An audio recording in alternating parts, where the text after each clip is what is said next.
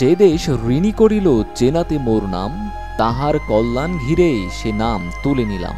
ফিরে আসার গল্প লিখব জয়ের করে, বিজয়ের নিশান তুলে ধরব উঁচু আরো উঁচু করে, এই কথা দিলাম। তাকে বলা হয় দেশ সেরা ওপেনার। সানাত জয়সূরিয়ার মতো পৃথিবীর সেরা ওপেনারদের সাথে যার তুলনা, তিনি অসামান্য, তিনি নির্ভীক, যিনি মজবুত করেন জয়ের ভিত। সাদা দেয়ালের মাঝে কঠিন পিচের ভাজে, বাংলার ক্রিকেট মানচিত্রে তামিমকেই তো সাজে।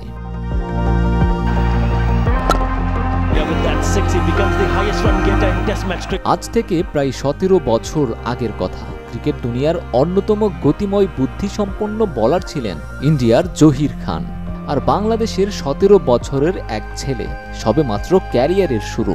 2007-এর বিশ্বকাপে পোর্ট অফ স্পেনে ভারতের বিপক্ষে সেই ম্যাচটি।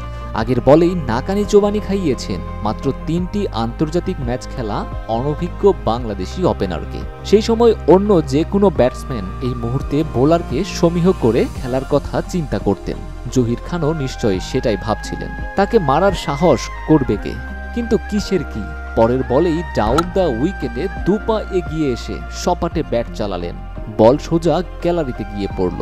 তামিমের আগমনী বিজ্ঞাপনই বলা যেতে পারে সেই শটটি। এই শটের মাধ্যমেই প্রথমবারের মতো বিশ্ব ক্রিকেট চিনেছিল তামিম ইকবালের কথা, যেই একটি মাত্র শট বাংলাদেশের ওপেনিং জুটির সংজ্ঞা পাল্টে দিয়েছিল। এ বছরের শুরুর দিকে অনুষ্ঠিত বিপিএলে দেশেরা ওপেনার তামিম ইকবালকে দেখা গেলেও দেশের জার্সি গায়ে সবশেষ 2023 সালের সেপ্টেম্বরে মাঠে নেমেছিলেন অনেক নাটকীয়তার পর। শেষবারের মতো সাদা পোশাকে খান সাহেবকে দেখা গিয়েছিল গত বছরের এপ্রিলে, আর 2022-এ টি-20 থেকে অবসর নিলেও সর্বশেষ ম্যাচ খেলেছিলেন 2020 সালে। শেষবার ভারতে অনুষ্ঠিত ওয়ানডে বিশ্বকাপে তামিমের খেলার কথা থাকলেও শেষ মুহূর্তে তাকে ছাড়াই দল ঘোষণা করেছিল নির্বাচক কমিটি। পরে অবশ্য এ নিয়ে মুখ খুলেছিলেন তামিম নিজেই। তার এক ভিডিও বার্তায় তিনি জানান, ঊর্ধ্বতন কোনো কর্মকর্তা তাকে 5 নম্বরে ব্যাট করার কথা বলেছিল, তামিম সেটাতে রাজি হননি। আর এর জের ধরেই পরে জাতীয় দলে আর দেখা যায়নি এই খান সাহেবকে।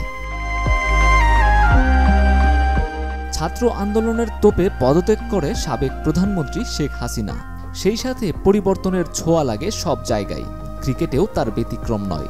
এক যুগেরও বেশি সময় ধরে ক্রিকেট বোর্ডের সভাপতিত্ব করে গেছেন নাজমুল হোসেন পাপন। তবে প্রধানমন্ত্রী পদত্যাগ করলে ক্রিকেট বোর্ডের আশেপাশে আর দেখা যায়নি এই বিসিবি প্রধানকে। পরে এক অনলাইন মিটিং এর মাধ্যমে পদত্যাগ করেন নাজমুল হাসান পাপন। দায়িত্বে আসে নতুন বোর্ড সভাপতি।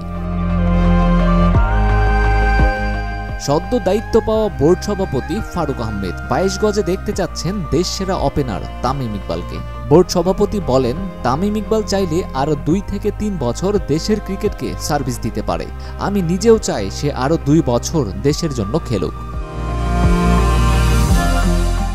তবে এবার লিটন শান্তদের সঙ্গে একই স্টেডিয়ামে দেখা যাবে তামিম ইকবালকে।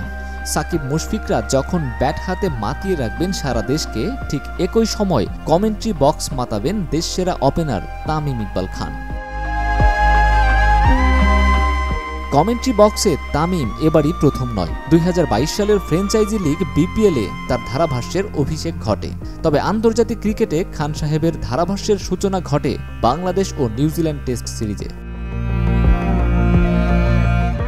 গত বছরের ডিসেম্বরে অনুষ্ঠিত বাংলাদেশ বনাম নিউজিল্যান্ড টেস্ট সিরিজের দ্বিতীয় টেস্টে দেশের হোম অফ ক্রিকেট মিরপুরে অভিষেক হয় তার ধারাভাষ্যের। সেবার খান সাহেব প্রশংসা কুড়িয়েছেন তার শ্রুতিমধুর বিশ্লেষণের মাধ্যমে।